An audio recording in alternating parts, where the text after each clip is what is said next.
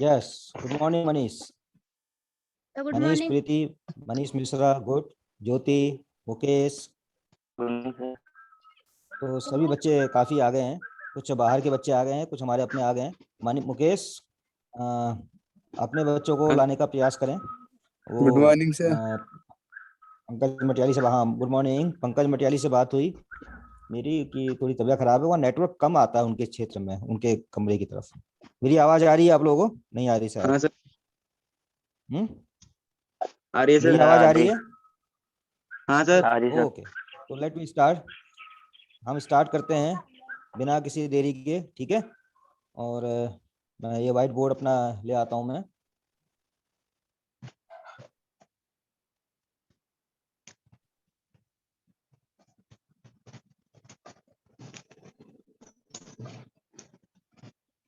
ठीक है, लास्ट तक बने रहेंगे आप लोग और क्विट नहीं करना है बीच में, ठीक है? तो जितने बच्चे हैं सभी को बने रहना है।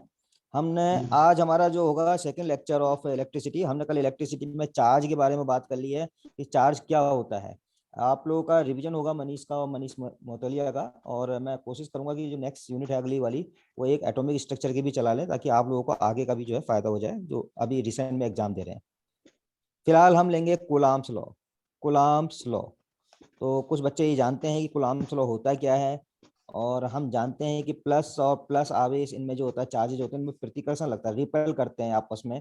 और प्लस और माइनस होगा तो अट्रैक्ट करते हैं। ये आपके प्रॉपर्टीज में ही आ जाता है। जब हम प्रॉपर्टीज की बात करते हैं तो उसमें आ जाता है कि प्लस चार्ज और minus charge attract, plus and plus repel, और minus and minus repel. Repel मतलब प्रतिकर्षण, okay. Minus and plus attract, तो ये कंडीशन हो सकती है, यानी कि आकर्षण बल भी लगता है, प्रतिकर्षण बल भी लगता है, ये हमें ध्यान में रखना है। तो बच्चों अब जो है कूलाम्स लॉ को हम लेंगे। कूलाम का जो नियम है वो पॉइंट चार्जेस के लिए, किसके लिए है? पॉइंट चार्जेज, ये हमेशा याद रखना है। This is only for applicable for point charges, यानी कि बिंदु आवेशों के बीच में ही जो है कूलाम ने नियम निकाला। उसके बाद जो है एक बड़ी बॉडी में क्या चार्ज लगेगा, कैसे लगेगा, किसी एक समान रूप से आवेशित तार में कैसे लगे के कारण कैसे लगेगा बल, वो सब चीजें बात की बातें हैं। हमें पॉइंट चार्जेस, कूलाम्स लॉ एक तरह से बेसिक है, पॉइंट चार्जेस के बीच में जो बल लगता है उसके बाद जो है आगे की कहानी बढ़ाई गई है। तो इसमें इस नियम में क्या है, इस नियम में आवाज मेरी साफ आ रही होगी? Yes sir. गुड। तो इस नियम में क्या है, इस नियम में सीधे सीधे है, यहाँ पर हम ये लिया, जैसे हमने जो यहाँ पे हमने ले लिया एक पॉजिटिव चार्ज Q1 ले लेते हैं इसको।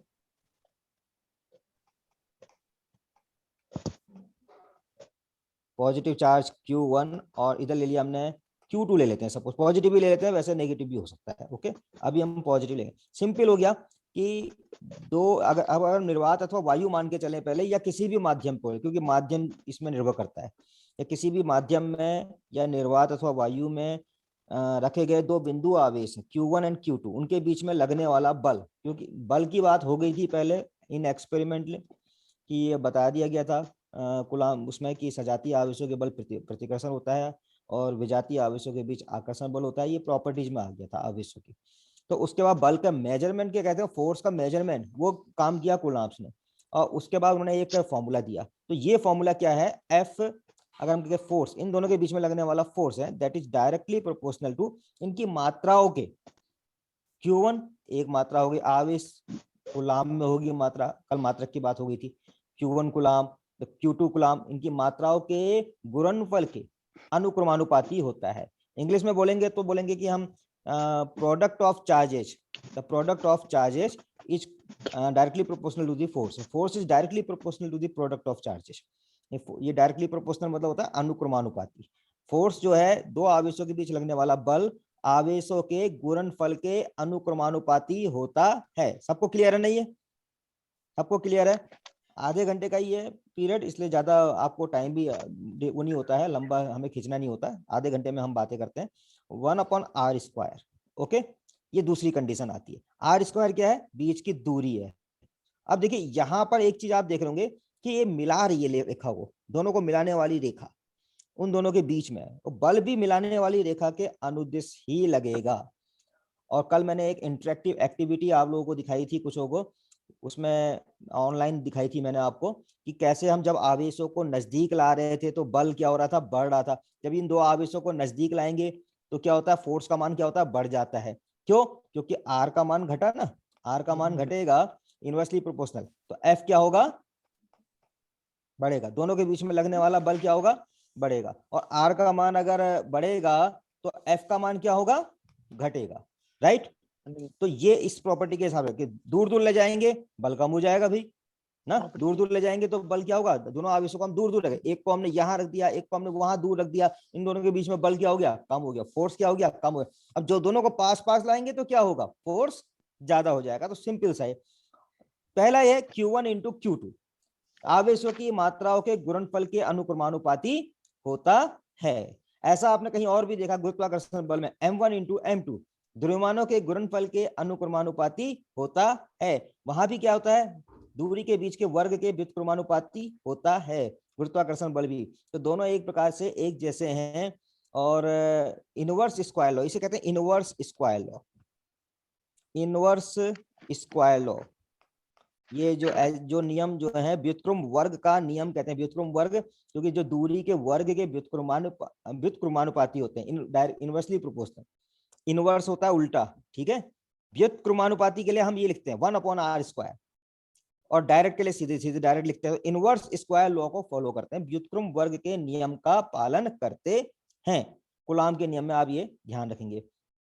एफ, इन दोनों को मिला देंगे, दोनों इक्वेशन को। जब हम दोनों इक्वेशन को मिला देते हैं तो क्या आता है हमारे पास, क्या आता है, एफ बराबर के Q1 Q2 अपॉन r², जहां के क्या है, नियतांक है। क्या के क्या है, नियतांक, कांस्टेंट, जिसे हम कहते हैं कांस्टेंट, अनुपातिक कांस्टेंट कह सकते हैं। और ये जो है माध्यम पर निर्भर करता है, सबसे बड़ी बात ये है, ये क्या करता है, माध्यम पर निर्भर करता है। अब हम इस के को बाद में डिफाइन करेंगे, माध्यम पे कैसे निर्भर करता है। तो 1/4πε0, या एप्सिलॉन भी कह सकते हैं, एप्सिलॉन अगर हम कोई माध्यम ले रहे हैं, ठीक है। के इक्वल टू 1/4πε भी हो सकता है।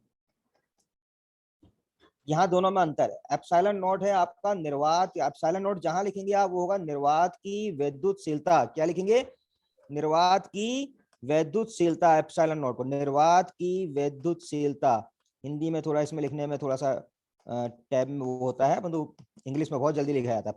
Permittivity of free space, permittivity of free space, okay.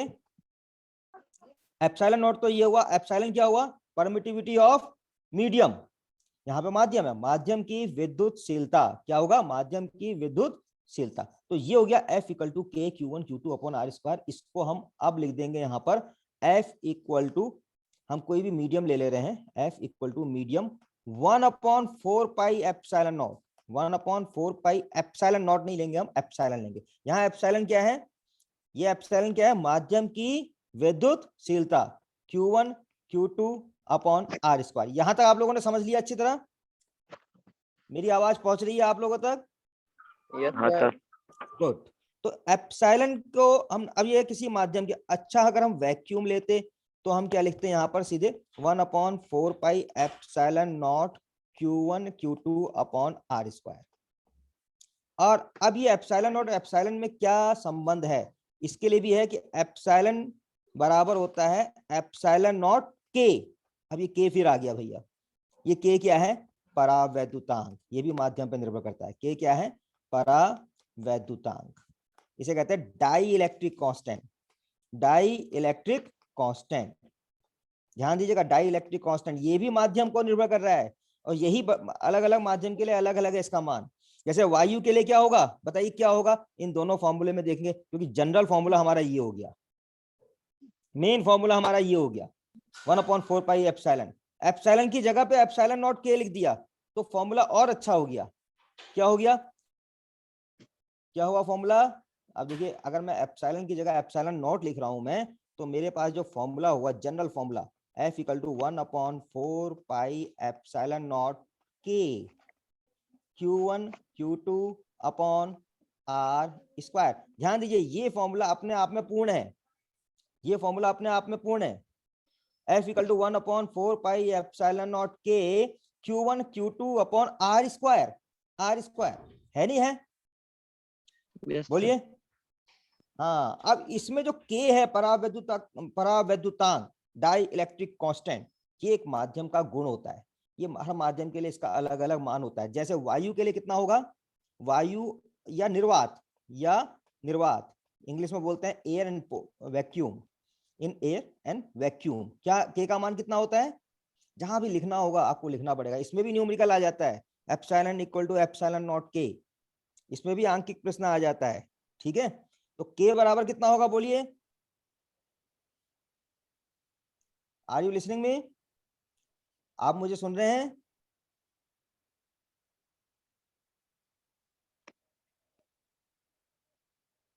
आप मुझे सुन रहे हैं?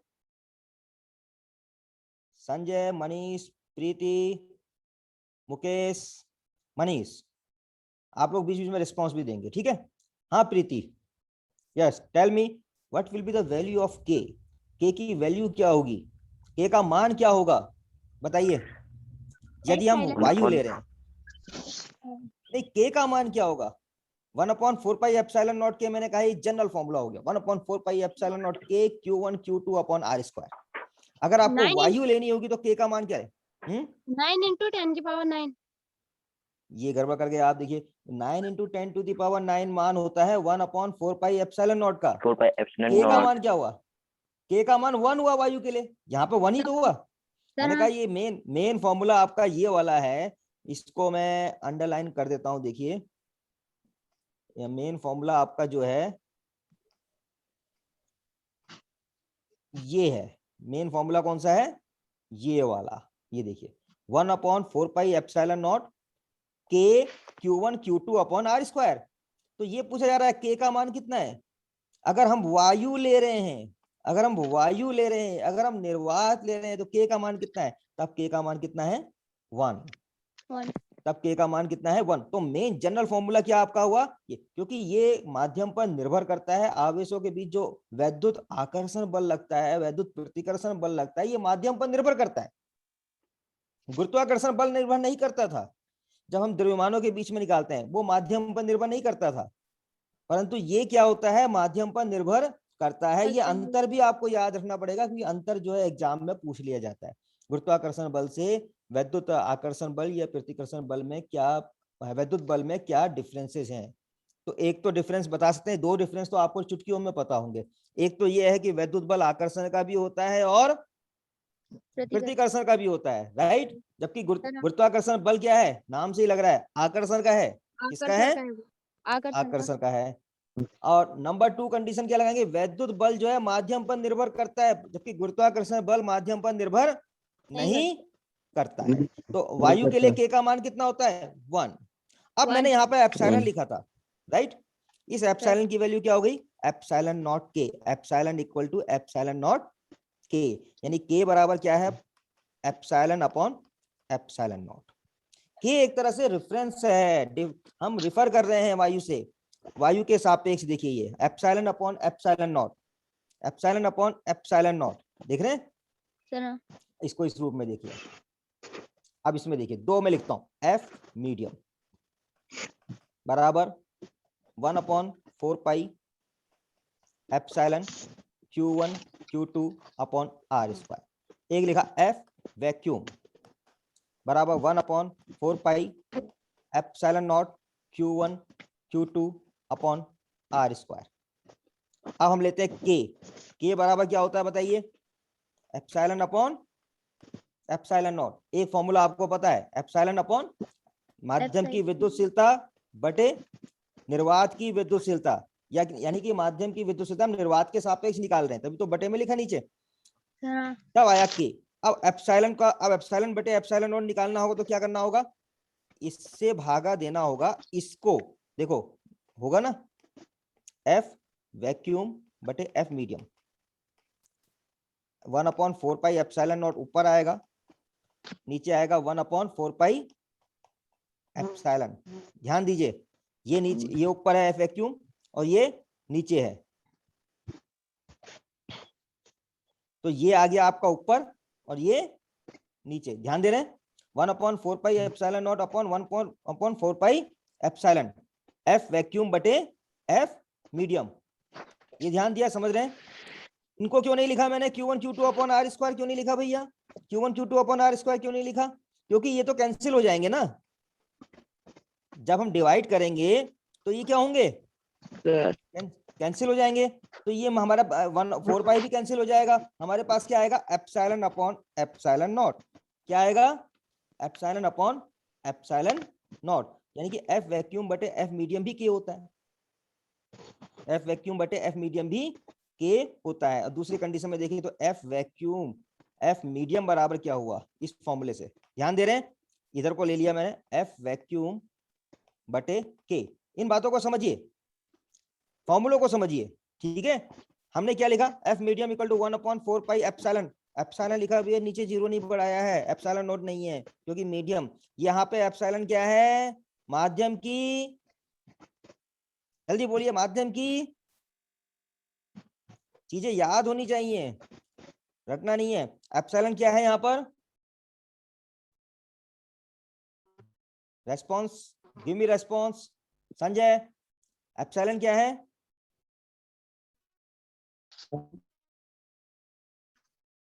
एप्सिलॉन क्या कहते हैं, एप्सिलॉन को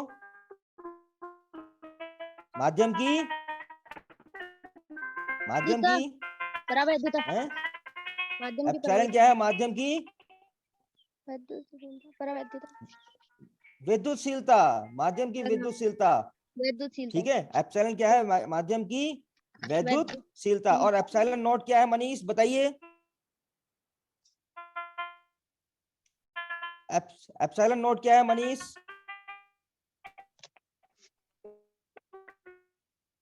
निर्वात की विद्युतशीलता, निर्वात की विद्युतशीलता, निर्वात की विद्युतशीलता, विद्युतशीलता, विद्युतशीलता, ठीक है। ये एप्सिलॉन निर्वात नॉट, की एप्सिलॉन हुआ विद्युतशीलता। माध्यम की विद्युतशीलता, एप्सिलॉन नॉट हुआ निर्वात की विद्युतशीलता, और एप्सिलॉन अपॉन एप्सिलॉन नॉट हुआ के, ठीक है। इसके बाद हमने निकाला एफ वैक्यूम बटे एफ मीडियम, नीचे लिखा एफ मीडियम, ठीक है। एफ वैक्यूम बटे, निर्वात की हाँ, निर्वात पे लगने वाला बल बटे माध्यम पे लगने वाला बल, निर्वात पे लगने वाला बल आवेशों के बीच में बटे माध्यम पे लगने वाला बल आवेशों के बीच में बराबर होता है परावैद्युतांक उस माध्यम का। यानी किसी माध्यम का परावैद्युतांक दो बिंदु आवेशों के बीच निर्वात में लगने वाले बल तथा माध्यम में लगने वाले बल के अनुपात के बराबर होता है, राइट। यहां से निकाल सकते हैं आप एफ मीडियम बराबर एफ वैक्यूम बटे के। एक छोटा सा क्वेश्चन पूछते हैं, हमने दो आवेश रखे वायु में, ठीक है, दो आवेश रखे वायु में और उनको जल में डाल दिया, जिसका जहां के लिए के का मान 80 है, जल के लिए के का मान 80 है, बताओ क्या होगा, बल घटेगा या बढ़ेगा, पहले तो ये बताइए।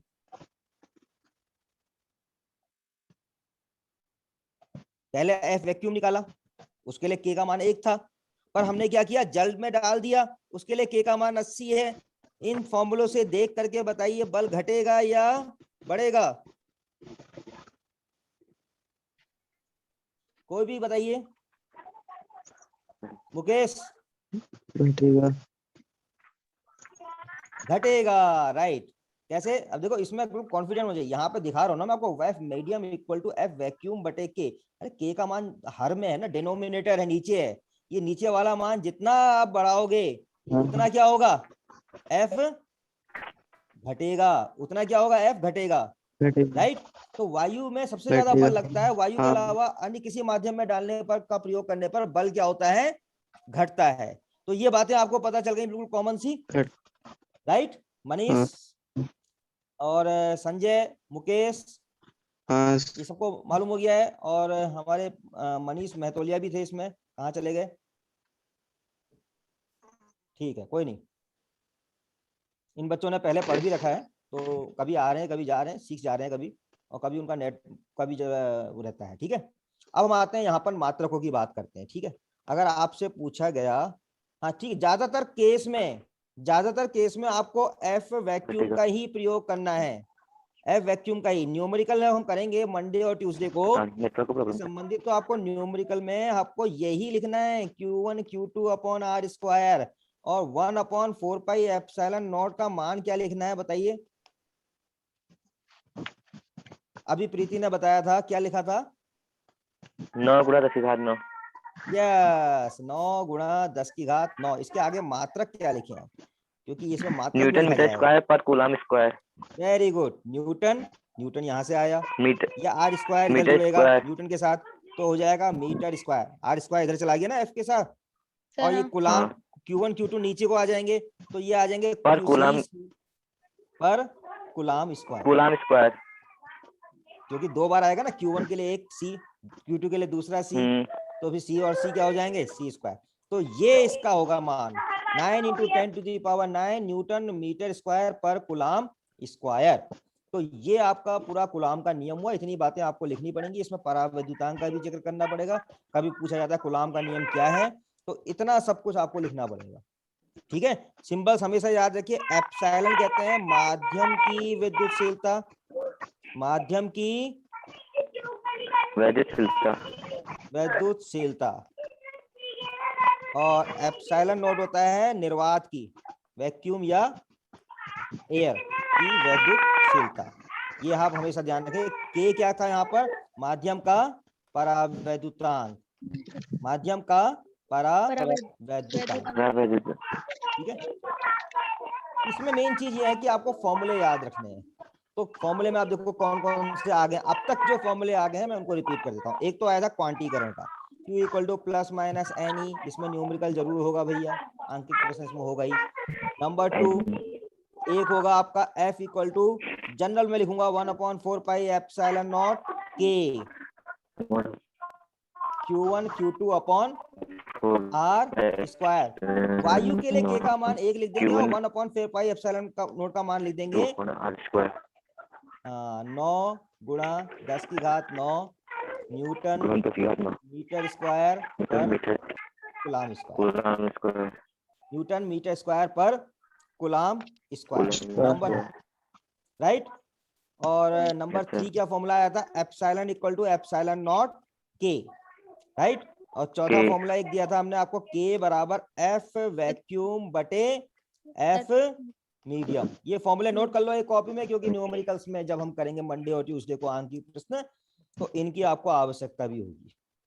ठीक है, मंडे ट्यूसडे आंकिक प्रश्नों के लिए रिजर्व है, ये समझ लीजिए।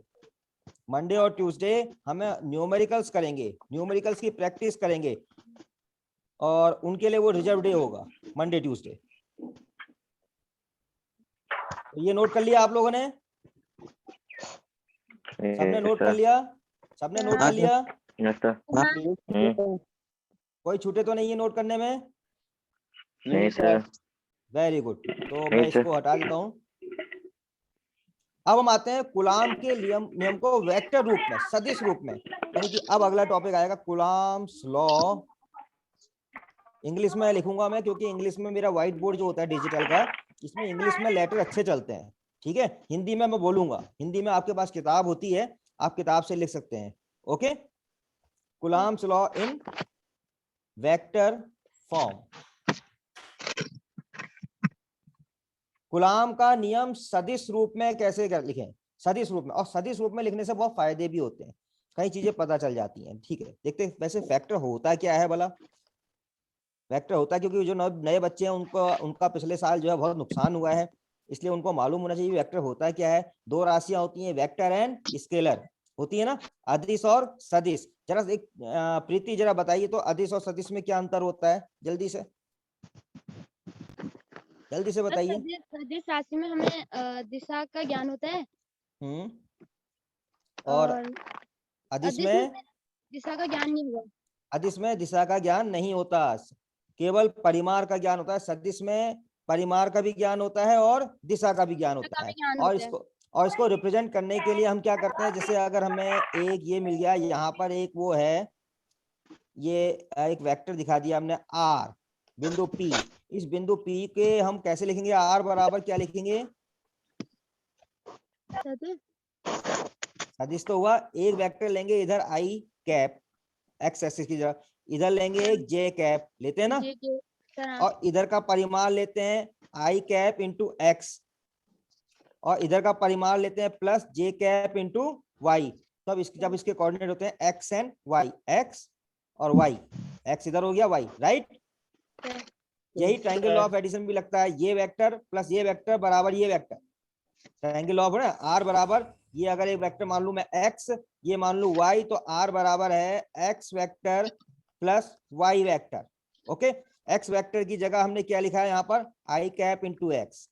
अब ये आई कैप क्या है, what is this I cap, जल्दी बोलिए, आई कैप क्या है, इसका मान कितना होता है, बोलिए संजय, संजय बताइए, प्रीति, आई कैप किसे कहते हैं, मुकेश, बताने में मनीष,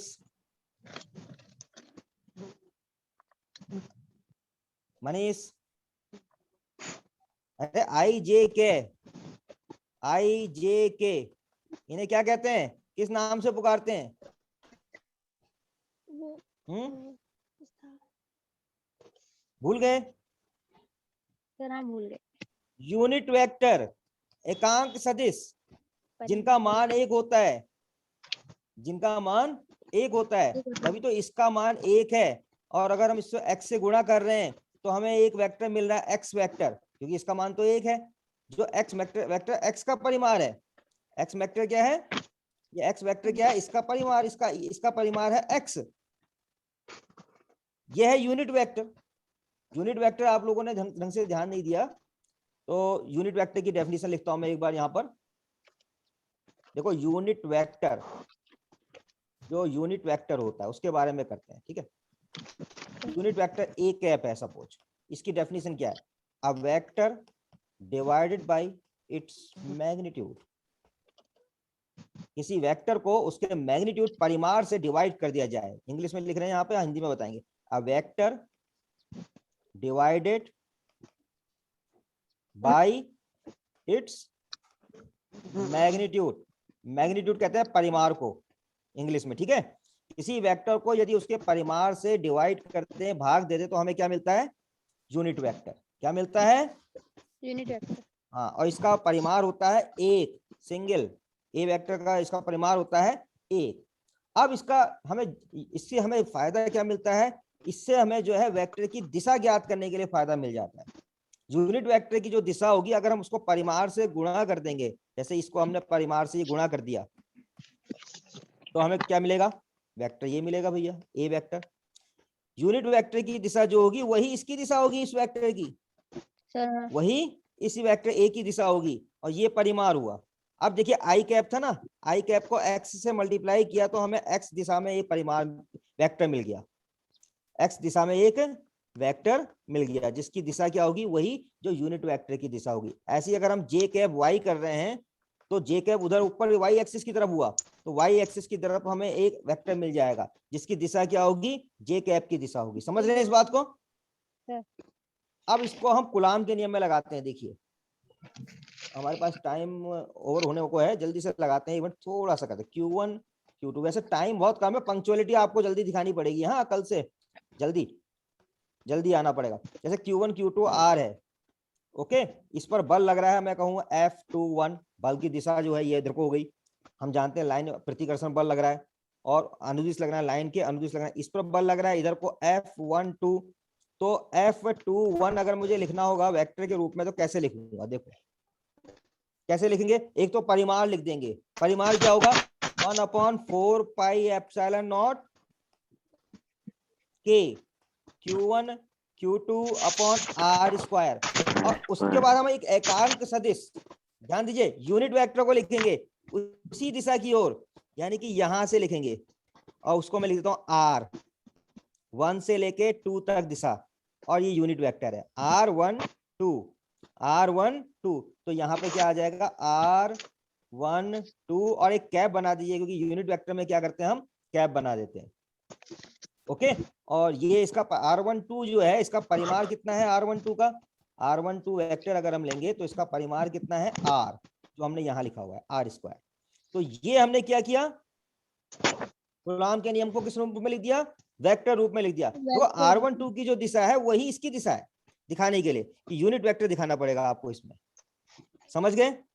आगे यूज इसका क्या होगा, ये इसी तरह से हम F12 को भी लिख सकते हैं। F12 को लिखते हैं जरा जल्दी से, ठीक है। F12 बराबर 1/4 pi epsilon not K Q1 Q2 upon r square. बताइए आर क्या लिखेंगे, बताओ जल्दी बताओ। F12 की दिशा के लिए एरो इधर को है, लेफ्ट साइड इधर को दिखाएंगे ना यूनिट वेक्टर। और क्या लिखूंगा मैं, 2 से 1 की ओर, जिससे लिखा रहा हूं मैं उससे लिखा 2 से 1 की ओर कैप R21 कैप। देखो फोर्स निकाले, F21 को बोलेंगे आप फोर्स 2, F2 दूसरे आवेश पर पहले आवेश के कारण बल। 2 को पहले लिखा है ना, इसलिए मैंने ऐसा बोला है। दूसरे आवेश पर पहले आवेश के कारण बल। F12 को क्या बोलेंगे, पहले आवेश पर दूसरे आवेश के कारण बल। दोनों पर बल लग रहा है ना। अगर एक इधर Q1 है इधर Q2 है, Q1 पर बल लग रहा है Q2 के कारण, और Q2 पर बल लग रहा है किसके कारण, Q1 के कारण। Okay yes sir. ओके।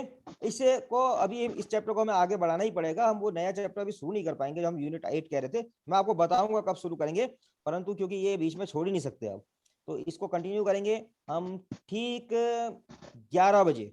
आप लोग 11 बजे फिर मौजूद रहेंगे। ओके, अभी आपका दूसरा टाइम हो गया है जाने का, तो आप वहां जाएंगे। और मनीष आप भी आइएगा, वेलकम है आप। और Yes, इधर sir. प्रीति, मुकेश और संजय, थोड़ा क्लास के और बच्चों को भी ले आइएगा।